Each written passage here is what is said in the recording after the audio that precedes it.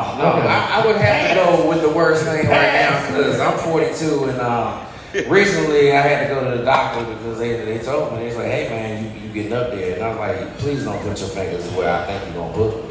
And that's probably the worst thing because the next step, you know, they got to level up and it's not for me. They're like, I was like, wait, hold on. I said, doc, we don't have no other way. Like you can't check from the front. They're like, no, it's prostate. I was like, well, how you got to get to it? They're like, well, you know, you got to bend over. And I'm like, I'm not going to do that. I was like, no. And when I got there, they say, you going to do that.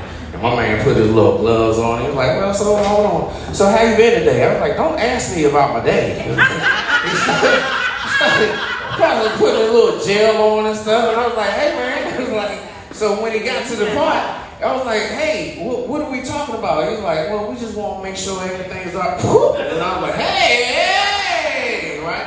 My voice got a little higher. I thought I had a manly voice, but it was like right there, right? So then after he got done, he was like, hey, clean yourself up. And we want to know, like, what's going on? Hey, before you leave, I need you to take a survey. I was like, you really want me to take a survey? He was like, did you do a scale of 1 to 5? Was I good or not? And I was like, man, fuck you. Like, so I had to leave him out of there. Yeah, anyway.